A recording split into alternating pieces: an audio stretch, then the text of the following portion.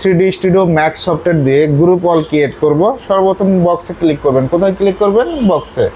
অবশ্যই snap on করতে হবে। অন করার পর আমরা পয়েন্ট ধরা শিখতে হবে যে কোন পয়েন্ট ধরলে আমরা ওয়ালগুলো সঠিকভাবে তুলতে পারবো। এই পয়েন্ট থেকে এই পয়েন্টে একটা ক্লিক করব। এটার হাইট দেব 94। কত হাইট দেব? 94। কালারটা আপনি কি কালার দিবেন এটা একটা ব্যক্তিগত বিষয়। এখানে আমি হোয়াইট কালারটা রাখলাম। স্ন্যাপটা অফ করে দিচ্ছি।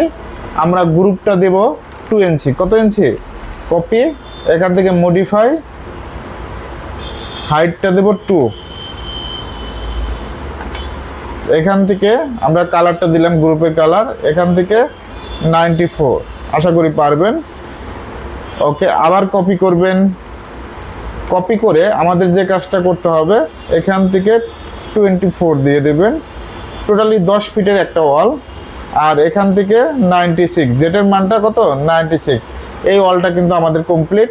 এখন আমরা কালারটা, উপরে কালারটা চেঞ্জ করব। আপনি কি কালার দিতে চাচ্ছেন এটা আপনার ব্যক্তিগত বিষয়। আমি এখান থেকে যে কোনো একটা কালার দিয়ে দিলাম। এই উপরে এই কালারটাই রাখলাম। এখন যদি আমরা এই ওয়ালটা কমপ্লিট করি, বক্সে ক্লিক করবেন, স্ন্যাপে ক্লিক করবেন। জাস্ট এই পয়েন্ট থেকে এই পয়েন্ট, এখান থেকে আমরা কত দিব? হাইটে 94। কত? 94। কালারটা চেঞ্জ করে দিব, হোয়াইট কালার। এখন আমরা গ্রুপটা দিয়ে দিব। মডিফাইতে যাবেন। এখান থেকে গ্রুপটা হবে কত ইঞ্চি? 2 ইঞ্চি। আর এখান থেকে 94। কালারটা কি গ্রুপের কালার দিবেন এটা আপনার ব্যক্তিগত বিষয়। আমি এখান থেকে যে কোনো একটা কালার দিয়ে দিচ্ছি। এখন আবার কপি করব।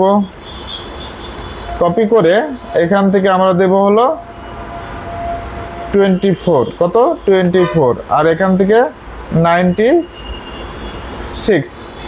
কালারটা এখান থেকে কালারটা চেঞ্জ করে দিলাম। এইভাবে চাইলে খুব সহজেই আপনি ওয়ালগুলো তৈরি করতে পারবেন। গ্রুপ ওয়াল তৈরি করা আসলে কঠিন কিছু না।